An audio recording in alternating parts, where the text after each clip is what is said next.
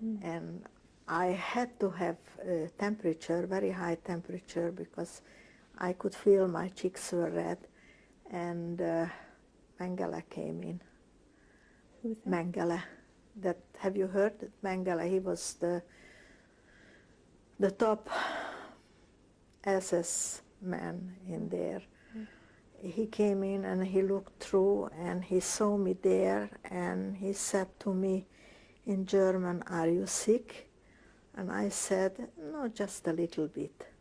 If he would have seen my feet, he would send me straight away to the gate. And that gate means they put you to the gate on the ground, and then on the other side they come with the truck, collect you, and straight to the crematorium. So I was lucky that I was covered up till here and he didn't see my feet, how it looked. And you were aware of the fact? Of course, that you had to come yes, I was. Yeah. I was aware and I was very scared when I saw him coming. But he didn't spend much time with me because he saw I look all right, I look healthy, healthier than ever. Right. And I was there for a few days and then I got better and then I went back to the block. Right. And I was lucky because it was a very bad infection. Right. And were there any other instances of people that you knew who didn't come back from the... Oh, there were dead people every day, heaps. Most of the people, they had diarrhea.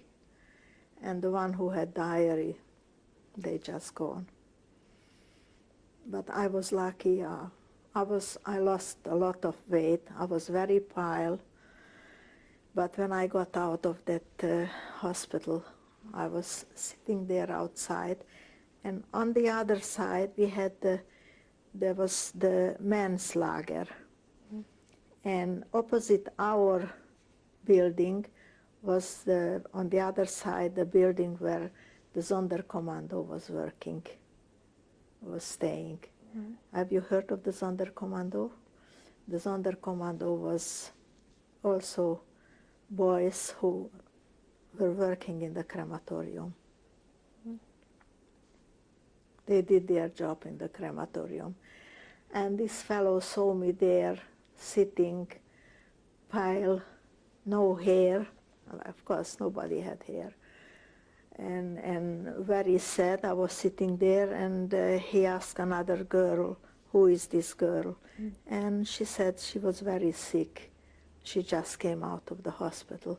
And he said to her, "Call her here." So I went closer to the gate, not the gate, the wires, electric wires. And he asked me, "You speak Yiddish?" And I spoke Yiddish to him, and he asked me what's wrong, what happened. And he said, "Stay here, I'm back in 5 minutes." And he went back and he brought me a parcel that thick. It was bread, margarine, onions, and on the top another slice of bread. Mm. And it was packed up, wrapped up well, and he threw that the first parcel he couldn't reach on the other side because it was far away. He made another one, and he came back and he managed to throw over the other one, and he said, "Now I want you to sit down and eat this one here in front of me. And don't put away, tomorrow you get more." And there was tomorrow he got me more, and there was every day he threw me more. That was a Polish Jew who was there for many years already. And then he promised he's going to marry me after the war. And I'm afraid when they evacuated the whole camps, they finished off these people who were working in the Sonderkommando because they knew a lot. Where had he got the food from?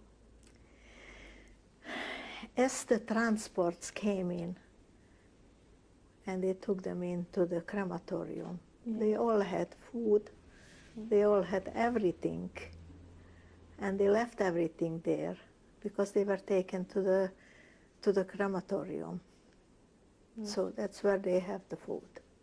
So then the Jews left all their possessions there, and then those people were allowed to come and take what they wanted. Yeah, Right. yeah. Right.